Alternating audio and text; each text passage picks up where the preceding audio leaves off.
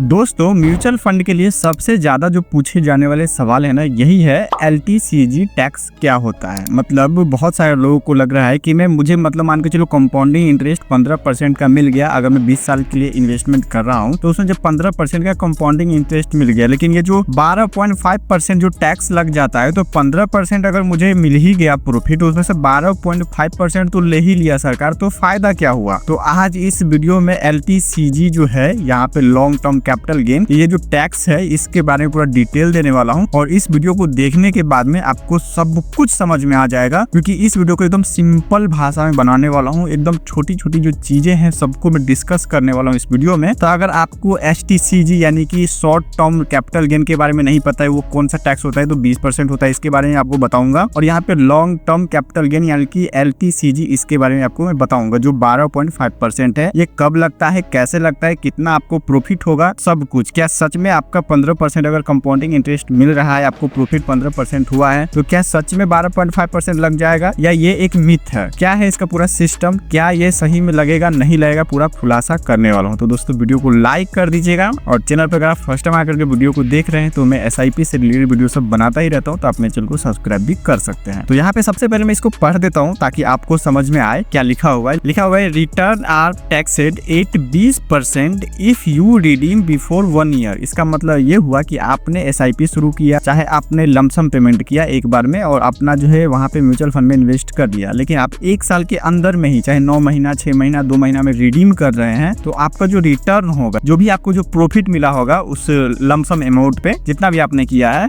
तो उस प्रॉफिट पे 20% का टैक्स लग जाएगा, जो होता है STCG, short term capital gain. अब यहाँ पे बात करते हैं लॉन्ग टर्म LTCG के बारे में, और पूरा डिटेल में एक्सप्लेन करूंगा। पहले मैं आपको थोड़ा सा बेसिक समझा देता हूँ। लिखा हुआ है, after 1 year you are required to pay LTCG tax of 12.5% on return of 1.25 lakh plus in financial year. इसका मतलब ये हुआ कि आपको 1 साल में 1.25 लाख यानी कि 1,25,000 से ज्यादा रिटर्न मिलता है, प्रॉफिट मिलता है। और आप 1 साल के बाद में जो रिटर्न अपना जो लेके निकल रहे हैं, जैसे कि आपने म्यूचुअल फंड में स्टार्ट किया 1 जनवरी को, और अगले 1 जनवरी यानी कि 1 जनवरी 2025 को आपने स्टार्ट किया, और 1 जनवरी 2026 के बाद निकल रहे हैं, ठीक है। आप उसको बेच के, म्यूचुअल फंड को बेच के पैसा लेके निकल रहे हैं, लेकिन आपका अगर 1.25 लाख से ज्यादा प्रॉफिट है, तो आपको 1.25 लाख से ज्यादा जो प्रॉफिट होगा उस पे टैक्स लग जाएगा, ठीक है। मान के चलिए आपका 1.5 लाख का प्रॉफिट है, तो 1.25 लाख माइनस हो जाएगा, और जो 25,000 बचेगा उस पे 12.5% का टैक्स लगेगा, ठीक है। अब मैं आपको बेसिक समझा दिया हूँ, अब मैं आपको पूरा डिटेल में आपको समझाता हूँ। तो चलिए यहाँ पे मैं लिख देता हूँ टैक्स, ठीक है। मैं आपको सिंपल लैंग्वेज में सब कुछ समझाऊंगा और पूरा लिख के समझाने वाला हूँ, ठीक है।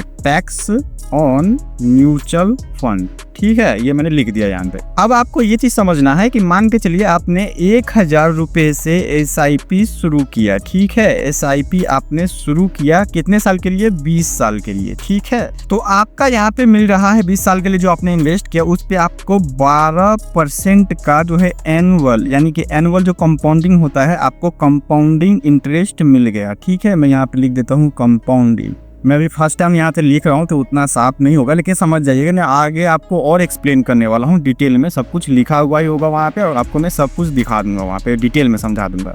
तो आपका जो 20 साल तक आपने 1,000 रुपये जो जमा किया, वो हो गया आपका 2,40,000 रुपये। कितना हो गया आपका, 2,40,000, ठीक है। और आपको रिटर्न मान के चलिए यहाँ पे मिल गया आपको 10 लाख रुपया टोटल, ठीक है। 10 लाख रुपया आपको मिल गया। तो अब आप कैसे कैलकुलेट करेंगे, तो अब आप ऐसे कैलकुलेट करेंगे, मान के चलिए आपको जो 10 लाख रुपया मिला है, ठीक है, उस 10 लाख में से आपका जो अपना पैसा है 2,40,000, उसको पहले आप यहाँ पे माइनस करेंगे, ठीक है। माइनस कर देंगे 2,40,000, तो आपका निकल के आ जाएगा यहाँ पे 7 लाख रुपया और 7,000, ठीक है। 7,60,000 रुपये आपका यहाँ पे निकल के आ जाएगा, ठीक है। तो आपका ये रिटर्न हुआ, आपका जो है यहाँ पे अपना पैसा निकल गया, ठीक है, क्योंकि आपने 20 साल तक जमा किया, तो आपको टोटल 10 लाख रुपया मिला फॉर एग्जाम्पल। तो 10 लाख में आपका टोटल जो 10 लाख था, तो उसमें से आपने जो आपका जमा किया, तो उसको तो निकालना पड़ेगा ना, क्योंकि उस पर टैक्स नहीं लगता है, आपने जो जमा किया उस पे टैक्स नहीं लगता है, सिर्फ और सिर्फ रिटर्न पे टैक्स लगता है जो आपको प्रॉफिट होता है। तो यहाँ पे मैंने निकाल दिया, तो बचा कितना टोटल प्रॉफिट, ये टोटल प्रॉफिट है, इस पे आपको सिर्फ और सिर्फ इस पे टैक्स लगेगा। आपके रिटर्न पे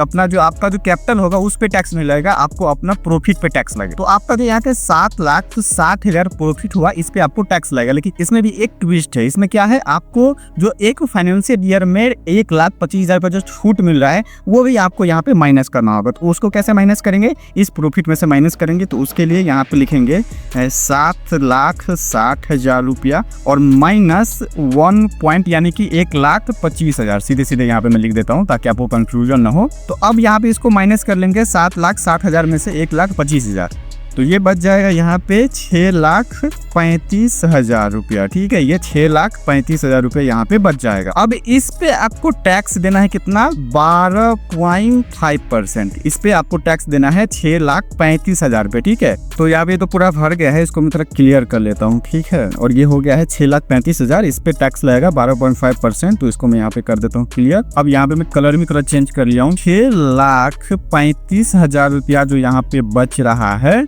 इस पे लगेगा 12.5% का टैक्स। ठीक है, यहाँ पे मैं 12.5% कर दिया हूँ। तो ये टैक्स कितना लग जाएगा यहाँ पे, इसमें से अगर टैक्स निकालेंगे 12.5% तो निकलेगा यहाँ पे 79,375, ये टैक्स निकल गया यहाँ पे। ठीक है, ये हुआ इसका 79,375 रुपए टैक्स। ठीक है, अब इसमें से क्या करना है, फिर यहाँ पे आपको देखना है। तो ये जो 6,35,000 है ना, इसमें से आपको ये 89,000 रुपया निकाल देना है, 89,375, इसको भी माइनस कर देना है। तो इसके लिए मैं यहाँ पे लिख देता हूँ 6,35,000 रुपया माइनस 79,375, और यहाँ पे मैं बराबर कर देता हूँ। और नीचे जो अमाउंट बचता है वो आपका एक्चुअल पैसा होगा। ठीक है, तो उसको मैं निकाल लेता हूँ। तो अब जो यहाँ पे पैसा निकल के आ रहा है, प्रॉफिट, खाली प्रॉफिट निकल के आ रहा है, टैक्स उस काट उठ के इतना आ रहा है यहाँ पे। मैं चलिए आप इसको थोड़ा क्लियर ही कर देता हूँ, निकल के कितना आ रहा है मैं आपको टोटल दिखा देता हूँ। ठीक है, आ रहा है यहाँ पे 5,55,625 रुपया, ये आपका प्रॉफिट निकल के आ रहा है। इससे आपको कोई दिक्कत नहीं, ये आपको मिल जाएगा। आगे टैक्स वैक्स काट के आपको इतना मिल रहा है, और 2,40,000 जो आपको पहले आपका कैपिटल था जो आपको मिलेगा एक साथ करके, वो भी मिल जाएगा। तो इसमें आप प्लस कर दीजिए और जितना अमाउंट आता है उतना अमाउंट आपको मिल जाएगा। तो आएगा यहाँ पे 7,95,625 रुपया। ठीक है, अगर आपका पूरा 20 साल में 10 लाख रुपया आपका बनता है, पूरा आपका कैपिटल लगा के, रिटर्न वगैरह लगा के, तो आपको काट पूट के मिलेगा यहाँ पे 7,95,625 रुपया। ठीक है, इसमें टैक्स वैक्स काट के आपको इतना मिलेगा। LTCG यानी कि लॉन्ग टर्म कैपिटल गेन जो है वो लग जाएगा, उसके बाद आपको 7,95,625 रुपया मिल जाएगा। अब चलिए इसको मैं थोड़ा और डिटेल में एक्सप्लेन करता हूँ, जहाँ पे आपको सब कुछ डिटेल में समझ में आ जाएगा। तो यहाँ पे आपने मंथली SIP किया 1,000 रुपए से। ठीक है, 1,000 रुपए से आपने SIP किया। इन्वेस्टमेंट आपने किया 20 साल के लिए। ठीक है, 20 साल के लिए किया, जिसके आपको 12% का कंपाउंडिंग इंटरेस्ट मिला। ठीक है, तो आपका टोटल जो मैं आपको पहले ही बोला था कि 2,40,000 आपका हो जाएगा 20 साल में जो आप जमा करेंगे, तो ये 2,40,000 आपका खुद का हो गया। और आपको जो है यहाँ पे टोटल अमाउंट ये 2,40,000 मिला के मिला 9,99,148 रुपया। ठीक है, मान के चलिए इतना आपको मिला।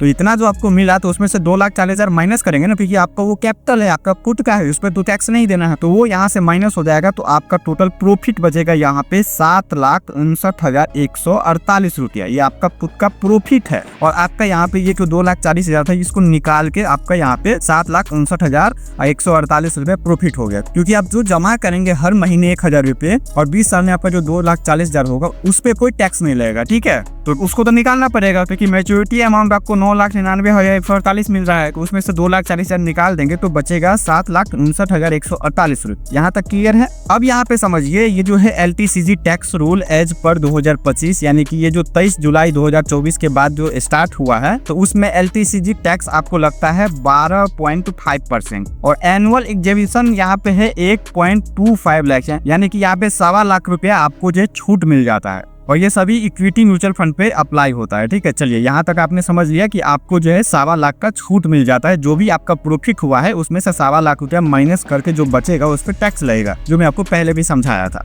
तो यहाँ पे देखिए आपका टोटल गेन हो गया माइनस करके 7,59,148 रुपया। जो 2,40,000 आपका जो कैपिटल था उसको निकाल के, ठीक है, जो 9,99,000 कुछ हुआ था उसमें, तो यहाँ पे 7,59,148 जो बचा, इसमें से फिर से 1,25,000 जो एग्जेम्पशन यहाँ पे होता है, आपके जो छूट मिलता है 1,25,000 का, वो भी माइनस करना है यहाँ पे। तो 7,59,148 में से माइनस होगा 1,25,000, तो यहाँ पे बच जाएगा 6,34,148 रुपया। अब यहाँ पे बच गया। आप इस पे एलटीसीडी यानी कि इस पे आपको लॉन्ग टर्म कैपिटल गेन देना है, ठीक है, इस पे एलटीसीजी आपको देना है। तो वो टैक्स कितना लगता है 12.5%, यहाँ पे देख सकते हैं 12.5%। तो 6,34,148 पे 12% का अगर टैक्स लग जाता है तो कितना टैक्स लग जाएगा टोटल, यहाँ पे निकल के आ गया है 79,000 रुपया, 79,268 रुपया, ठीक है, ये अप्रोक्स में, लेकिन 79,268 रुपया आपको टैक्स लग जाएगा अगर आपका यहाँ पे 6,34,148 रुपया प्रॉफिट निकल के आता है। तो अब आपको यहाँ पे और समझना है, मैं आपको बताता हूँ। टोटल मैच्योरिटी अमाउंट आपको मिला इतना, ठीक है, इतना मिला, जिसपे आपको एलटीसीजी टैक्स लगे यहाँ पे 79,268 रुपया।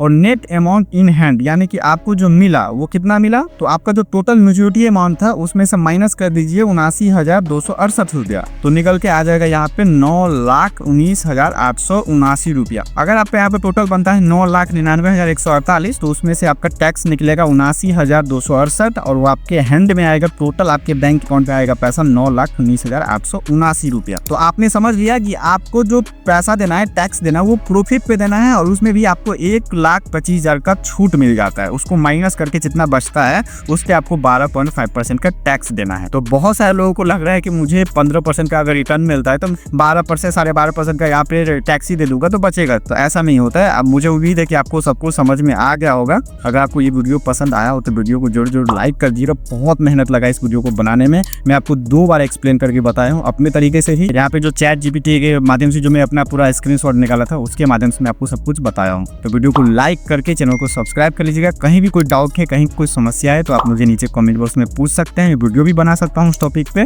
या तो मैं रिप्लाई भी कर दूंगा। मैं मिलता हूँ अगली वीडियो में, तब तक अपना ख्याल रखिए। जय हिंद, वंदे मातरम।